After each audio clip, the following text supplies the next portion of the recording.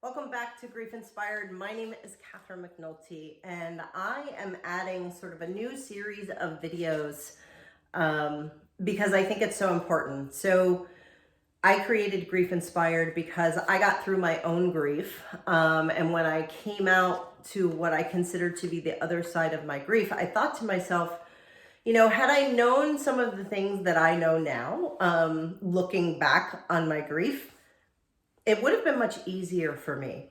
And I remember thinking to myself, why is there not someone sharing all of this information? It was surprising to me. And the information that I did find was often very clinicals in like psychology papers. And that's not what I wanted. What I wanted was to grieve in community, to hear from somebody who understood what I was going through, the real truth, and who could talk to me about it in a very frank and open way. So that's where Grief Inspired was created, because the other thing that I found, and the inspiration part of the grief, is that the other thing that I found about most of the information that I was finding, again, this was 10 years ago when I was grieving, was there was no hope embedded in grief, right? So I never found anyone talking about being able to get through grief, being able to actually move through it, being able to find a way to be happy again. And from where I stand now, and where I stood even 3 or 4 years after my initial loss, I thought to myself, that's just not okay, because the reality is we can all move through grief. Is it easy? Absolutely not. And if you're in it, you know that. But you can find meaning in grief. You can find answers to your questions. You'll find that some questions never actually do have answers, and you'll find a way to deal with that as well. But the reality is there's hope, and you can be happy again. And so as part of all of this, I'm doing what I'm going to call Grief Inspired Q&A. And I get so many good comments on my videos, but I also get a lot of questions. And so I want to answer people's questions directly to you as you're watching to help. I love talking to all of you. And, this is my secondary gig. I do have a full-time job. And so I don't do coaching like maybe I would want to, because I just don't have the hours. And so I try to do videos, because this is a way where I can communicate with a lot of you. So I'm going to answer some questions. I'm going to answer one question in this video, and then you can look for other videos that are Grief Inspired Q&A. And when you see that, you will know that those are also videos that are answering people's specific questions on grief. So let's dive in. So this is a question from Elizabeth, and Elizabeth, you know who you are.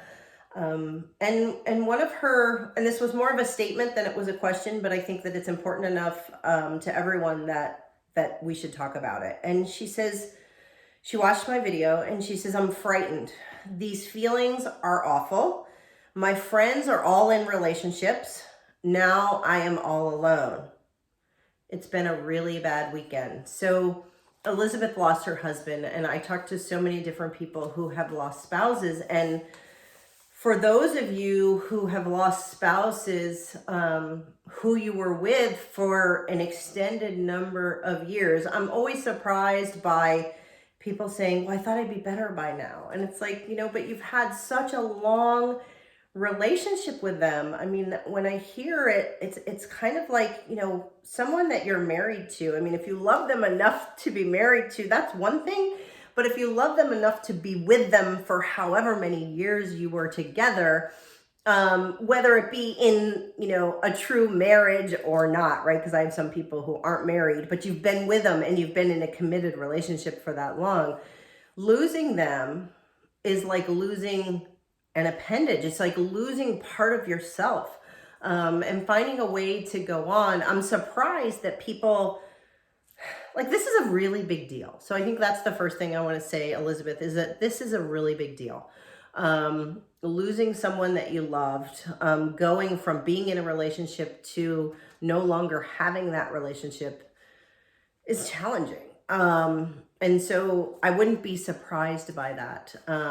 And we have to be very careful about, and this would be my advice to you, would be careful about comparing your life to your friends.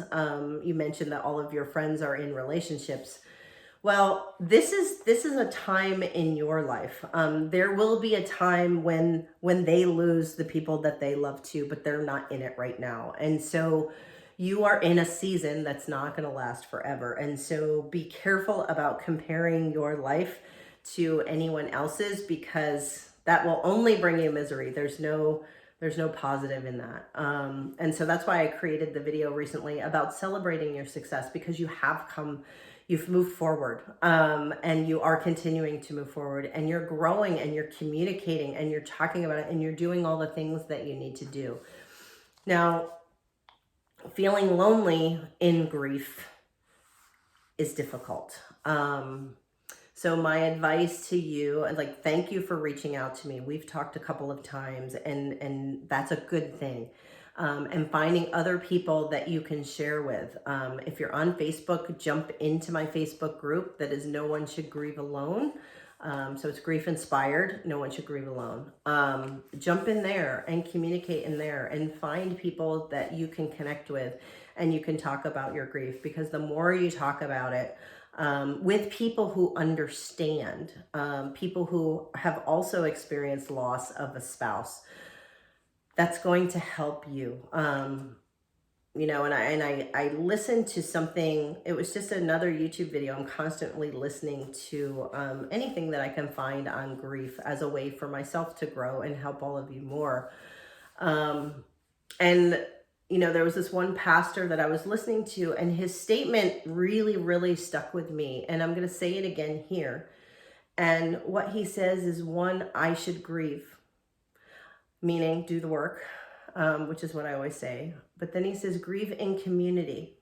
I should grieve in community with hope, right? So don't lose sight of the hope. And it can be hard. There are times, you know, and this is the thing, is that I think is one of the most challenging things about grief, is when you're deep in it, when you have those deep, dark days, and you know what I'm talking about, Elizabeth, the days and the weekends where the nights are long, and you feel lost, and you feel alone, and you feel like you're never going to get through this, and like you just don't know how you're going to get through the day.